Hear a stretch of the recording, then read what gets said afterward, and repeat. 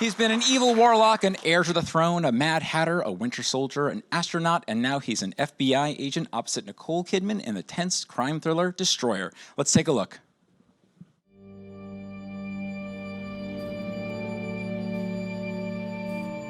I spent my whole life scrapping, jealous, hungry, scared. I want to find something decent, something good.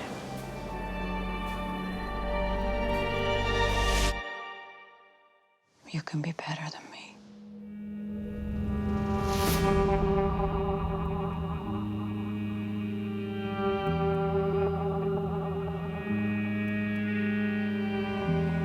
Who is it? No ID, no idea.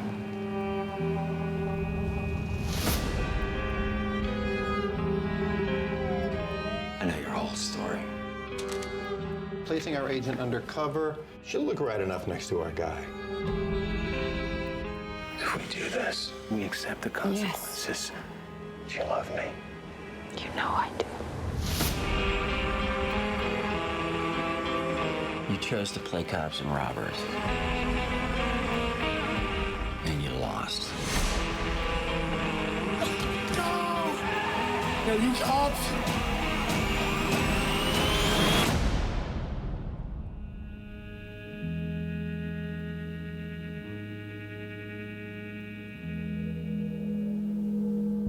I'm mad. I'm still mad. It's burned a circuit in my brain.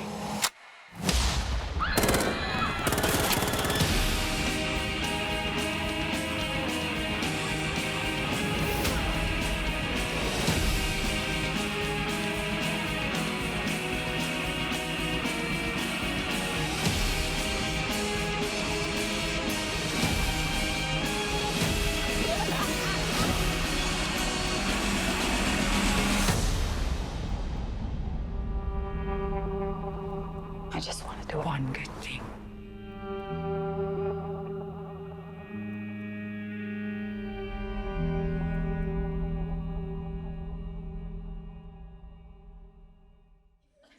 Everyone here on the internet, please welcome Sebastian Stan. How you doing? Did you say on the internet? On the internet, that's where we are right now. Yes, that's true. Yeah. It's weird, right? It's like that we're here, but also on the internet. It's like we're in two places at once. Everything's on the internet. It's true. Oh boy, is it true. So you play Chris, a undercover FBI agent in this film opposite Nicole Kidman. One thing that really struck me, and one thing I've always wondered about roles like this, is that as an FBI agent going undercover, you're playing a role within a role. So how do you approach something like that? I mean, you go on the internet. You're searching undercover stuff. I found a couple books that were really helpful, and then I was on YouTube a lot and just kind of watching interviews, whatever I could find about anybody talking about the profession, and it's interesting because it very much is a double life, and most of those guys had a lot to say about the fact that you have to kind of stay tethered to some reality, or else it's very easy to kind of get lost. Did you do any like ride-alongs, or did you just like No. Yeah. No, I wish I had someone I knew at the FBI, and I met with that person, and he read the script with me, and then we kind of went over everything, and I was talking to him a lot about what was plausible, and what would it be, if you made a plan like that they do in the movie, sort of how would you go about going, is there somebody you're reporting to every week? Just all those little details. So that was really helpful. But we also didn't have a lot of time to prepare. I mean, I got the role in sort of like right before the holidays in December of 2017, and then we started shooting. I started shooting it right away in January. Wow. So that's just a quick turnaround. Yeah. There's one intense scene that really that stood out to me. It's when Silas, Toby Kebbell's character, forces, I believe, Arturo to put a gun to his head and play Russian roulette. And I was watching you during that scene, and how your character has to sort of play the role of like, no, this is cool, he's just gonna shoot himself, but also be that FBI agent at the same time. And I was wondering, was it as intense for you during the filming of that scene, or was it as it was watching it? Yeah, it is a really intense scene, but I think for my character, it's just that there's a lot of that sort of, internal struggle trying to figure out what the right thing to do is. Is that the moment to just blow the cover and step in and save this life, or is it more important to sort of keep playing along because there's a bigger purpose? And then so I think that was a very for critical scene for my character, because I think we have to see him sort of navigate with all the thoughts, and I think he comes close to it. I think he's really thinking about it. I think on the table, I remember I was talking to Karin, there's actually a gun on the table in that scene that he could have technically picked up, and but we were really discussing how far along they were chronologically, sort of when that scene's happening in their investigation, and that they were much more closer to the target, to the reason why they even got there, sort of finding out the inner workings of the thing. So ultimately he decides to back away. But of course, one thing that he wants you to, I guess Karin maybe wants the audience to think about, is the idea that, like, the two of them are really falling in love with sort of that lifestyle to some extent, and being together. And it's just one of the reasons why I love the movie so much, because it leads to all these questions, and it doesn't ever really explain it to you. You sort of have to make those decisions when you're watching it. You mentioned Karin Kusama, the director of this film, and I was wondering, you've been in a lot of action films. What did she bring to the set directorially that was different from like the Russo brothers or Ridley Scott? Well, I mean, she just wanted to have a very messy, authentic kind of feel to all the gun scenes and so on. The scene that I was involved in, I mean, you saw the bank sequence. That's like one of my favorite sequences in this movie with the two of them. It's just very messy, and anything can happen. And I mean, that was the big thing with the scene where I get, can I say, where I get killed or whatever. So anyway, yeah. when I come in, I was very adamant. I was like, but can I just can I just shoot him in the shoulder at least? Like, I wanted to feel like, but she was like, look, here's the deal. In the span of the moment when so much is going on, like, no matter how much training you have, like, anything can happen. It just, that's the way the dice rolled on that day. And so it was much more loose in a way, whereas like something with the Russos gets rehearsed over and over again, and it's just practiced, and there's not everything that is sort of in its place for a reason. And I'm assuming there's a lot more green screen with the Russo brothers these days. I assume so too. Yeah. Obviously, you perform opposite Nicole Kidman, and in some recent interviews, she talked about how both intense and freeing this role was for her, that she would growl and scream before a take. And I was wondering, what was it like playing opposite her in such an intense role?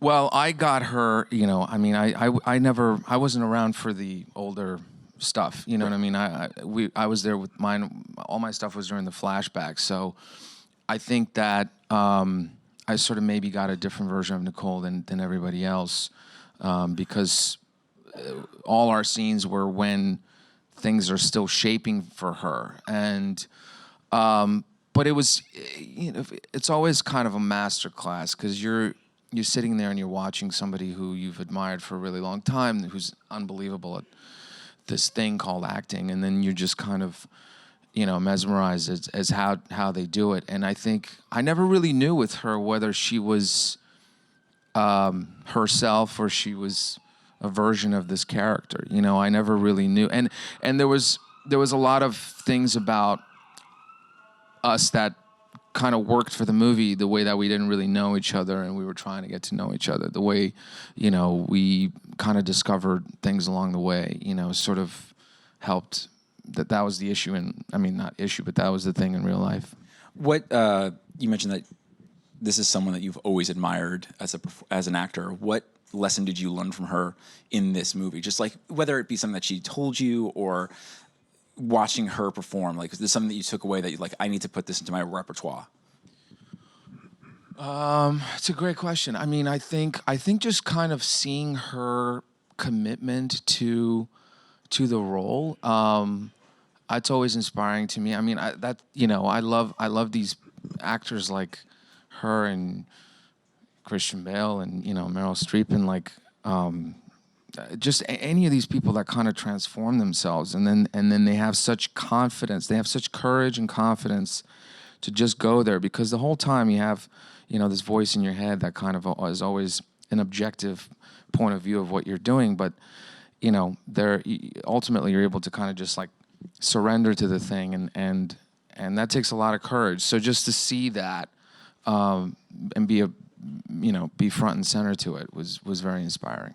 And as you mentioned, you weren't in the present day sequences, but like watching her beneath all that makeup and just that really violent and angry role that she plays, was there something that surprised you, something that you didn't see in her when you were performing opposite her?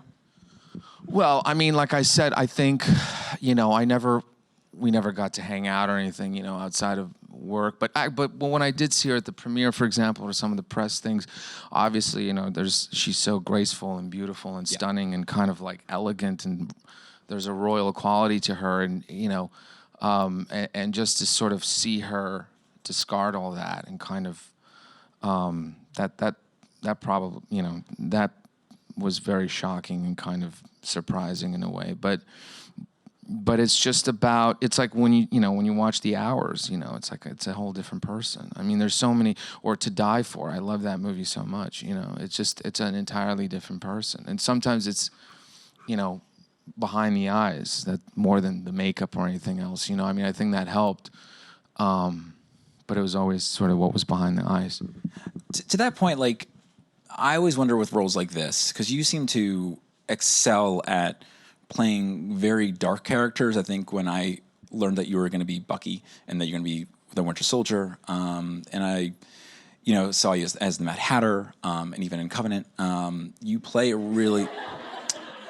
It's like inside the actor's studio. It's a classic. This is the classics. No, but I think you really excel at playing darker characters, and you are probably one of the nicest guys I've ever met.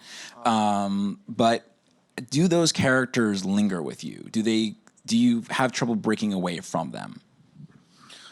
Well, there's always stuff that kind of like lingers for a while, but you're just, I don't know. I never to an extent that's frustrating or sort of painful or anything, It's just, but it's fun to want to kind of, branch out and try something else and surprise yourself. It's fun to me, I get bored with myself all the time. I mean, I really, I just feel like if it's scary and if it's strange, if it's, that's why I really kind of, I've been trying to find things that kind of scare me or are a little bit different or require something else I haven't tried before, because I just find that you're learning, you're kind of, you're operating at such a different level. You're awake, in a very different way. And so it's more about that. I'm happy to, there's a lot of comedic stuff that I haven't gotten to do, that I really want to do. And I'm definitely working on that in a different way. I'm a very neurotic person, and that's a whole other thing I never get to play, so, and I'm trying to find something for that, but there's always different things that, you want to do, so you keep yourself excited, I guess. What would you say is the scariest role you ever took so far? Oh, I mean, I probably these last two, the I, Tiny and this one were scary in a different way. They're all kind of scary at the time. I mean, like, you never really, Civil War was really scary for me. I mean, I remember being terrified because I Winter Soldier was a thing, you know, but it was still within like a family environment. You know, I knew Chris really well and the Russos, and it was kind of. But then Civil War had all these other people I hadn't acted with, you know, and that was scary in its own way. Sort of feeling like, you know, I want to come in and do the best I can, and so it's. But I don't know. It's I guess probably Tanya so far was really scary because it was a real person, you know, and when it's real people, it, you know, you have less freedom, and that's good and bad in a way, you know. But you know you have to get somewhere, and you're like, what if I don't get there, you know? I thought you got there. That was a really good film, by the way. It was also really interesting because you're just you're such a likable, dislikable character in that role. Like you both love him and you hate him at the entire time. Did you ever talk to him? I forget his actual name, but did you ever sit down and meet with any of the people involved with Tanya? Yeah, well, I met Tanya, and I met Tanya after, but I met him before we started shooting one time, and you know, it was just very surreal and strange because, like I said, you know, I at the time I was obsessively researching everything I could find, any footage of their life, anything whatsoever, and then like you have the real thing in front of you, and you're just kind of, you know, I felt like maybe I was freaking him out because the whole time I was just staring, going, you know, trying to be like, oh yeah, I'll use that. My little like facial tics, and you're like mimicking it at the same time. Oh, he smiled. Yeah, my God, okay. yeah.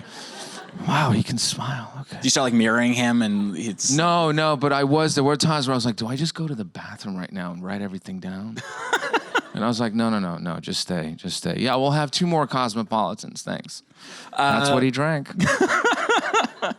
You mentioned Civil War, which is one of my favorite of the entire trilogy, of the entire MCU. That one I saw twice in theaters.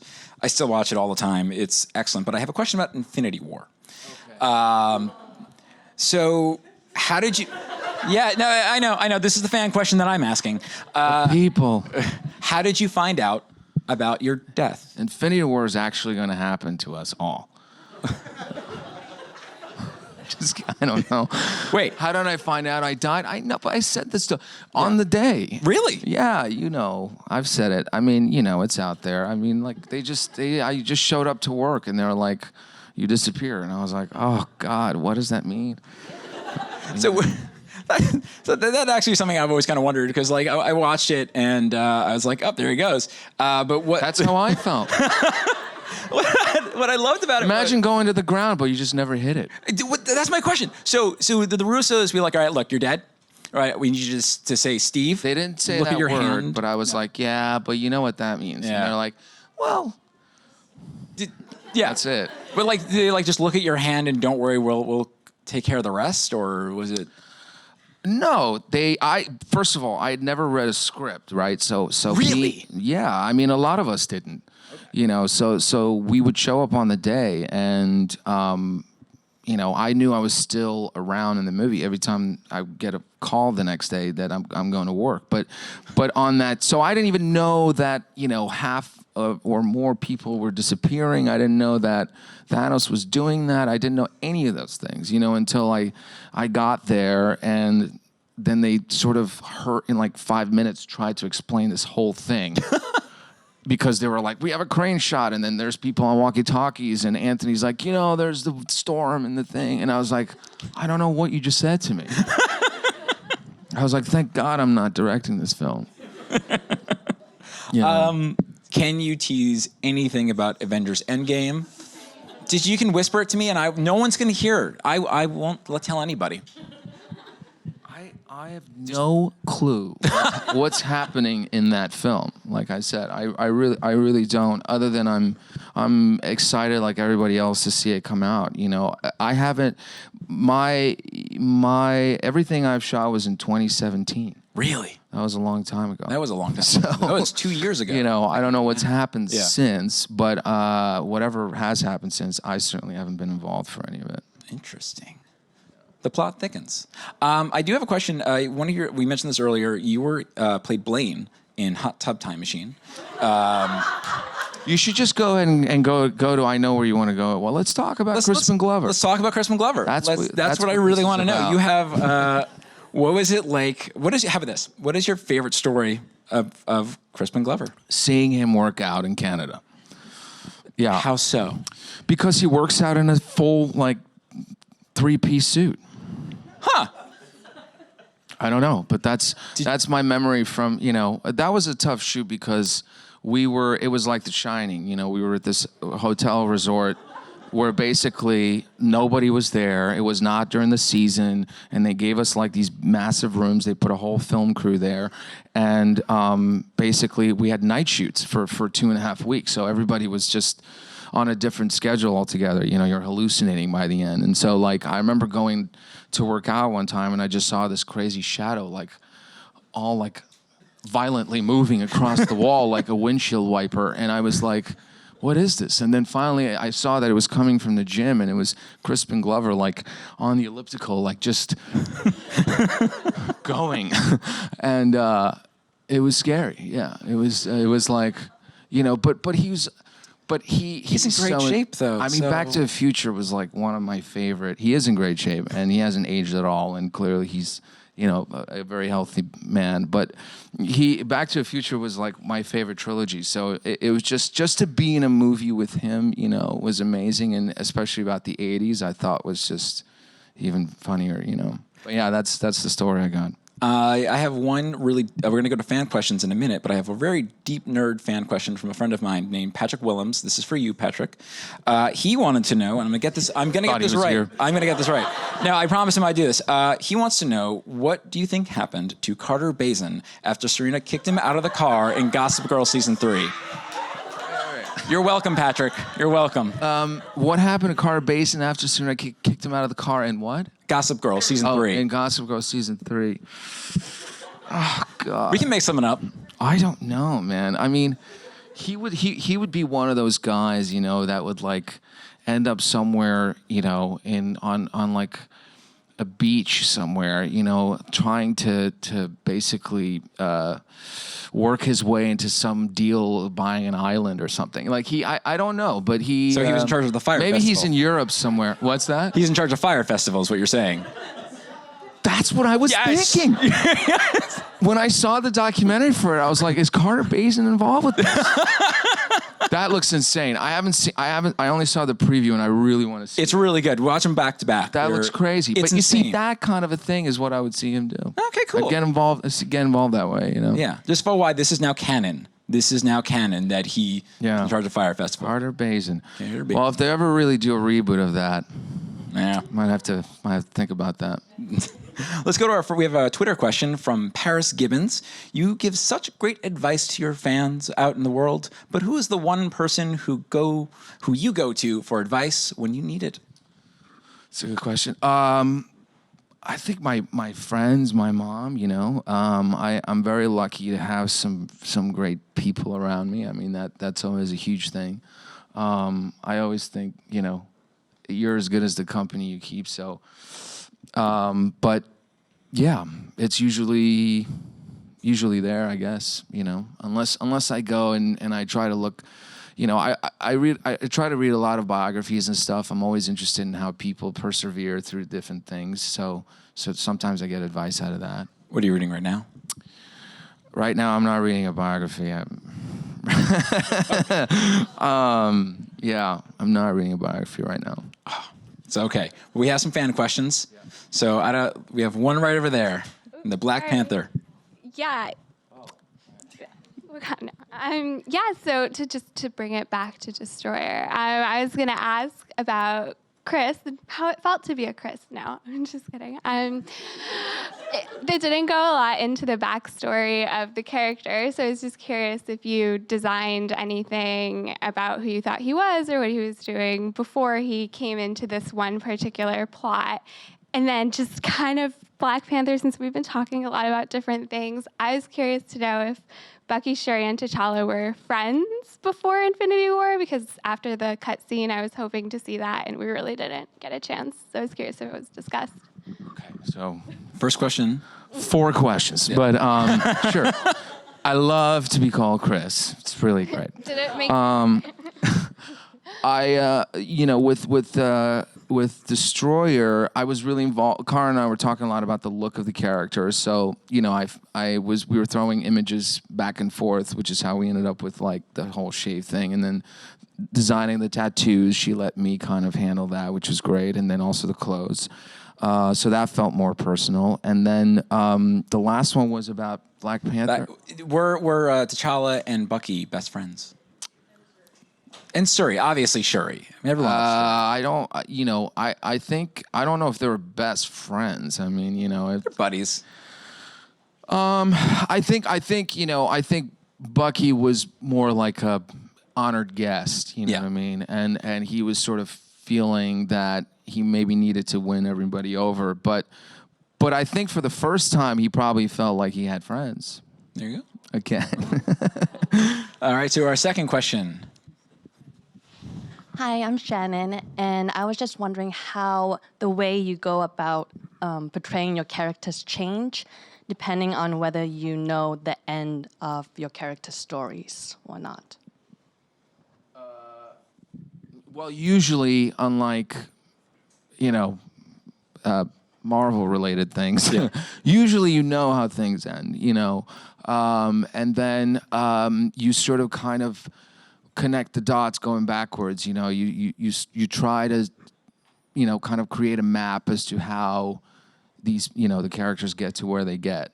But it usually depends. I mean, I think, which is why I see a lot of actors want to do that. It's just so important sometimes to change, how you look or how you see yourself or what, any of those things are very helpful because they kind of inspire new things, and so, but it's usually just asking a lot of questions over and over again. So did you feel like you would have portrayed your character differently if you knew that he was going to die in the end of Destroyer or not? No, but somebody asked me a really great question, which was like, how would Chris have behaved, for example, if he knew that she was pregnant, at the time that she was asking him to do what he was asking him to do, and if he knew that, he wouldn't have gone through with it, obviously, and it's just that little thing that kind of informs you something about him, informs me something about him, and maybe that scene or how I would play that scene, the fact that I didn't know that, but if I did, so I'm a person that has that kind of, those kinds of choices, I guess, in his mind. Awesome. Let's go to our third fan question, which is that way. Hi, Sebastian. So the past 3 movies I've seen you in are this and Tanya and, of course, Infinity War. And I was wondering, is it harder to come back to Bucky repeatedly or make the whole new person like Chris or do a person based on a real person? Because those are all entirely different approaches. No, I think the real people is the most difficult I've usually had because then you really can't, you have to go somewhere like very specific, and sometimes when you start out, like you don't really know whether you can do that. I mean, you have an idea, but then you don't know if you're if you can. And then, and coming back to the Bucky though, it's not. What's interesting about that, and it's fun, is it's weird. It's almost like having a shadow next to you and feeling like, I'm growing as a person, like I'm getting older, and then so is this sort of character, And so every time you come back, it's still kind of the same guy, but there's something new coming, added in a way, and it's just interesting, Like maybe one day when I'm like 89, I'll like play back all those movies and then see whether that really shows or not, But like, because that's maybe when maybe they'll call me when I'm 89. But by then it's 89, so you'll actually have a robot hand. Right. Yeah, exactly. So no CGI in that time. That'd be so much easier. We have one last question. Fan question is coming up here. Hi, how are you? Hello. Speaking of questions unanswered within the movie, so I was wondering, how do you think Chris was a little bit hesitant meeting Nicole Kidman's character, and then how do you think he shared that vulnerability with her, as well as what's up with those Tom Hiddleston photos in your trailer from that New Year's photo? He's Tom Hiddleston. Why wouldn't you have photos of him? I don't remember any photos. Yeah. Well, the first thing is he whatever Chris was going through or experiencing meeting Nicole Kidman's, Erin Bell, so was Sebastian meeting Nicole Kidman. You know what I mean? Like that was my first day, and it was also like my first scene in the movie, and it's the first time they meet in the movie, and so like all those things kind of aligned, and you don't always have that, but then it just felt more organic and so on, and on the set of this film that I was on, at the time, I don't know what it's going to be called eventually, but I think the name is No, No, No, Yes. We took vastly different sort of unconventional approaches to get into our characters. Such as? It required really going out there and finding inspiration wherever it may be. Awesome. Well, everyone, thank you so much, Sebastian. Everyone, give it up for Sebastian. Thank you. He really has no clue what that last thing was about, which is even better. Destroyer is in theaters now. Thank you so much again.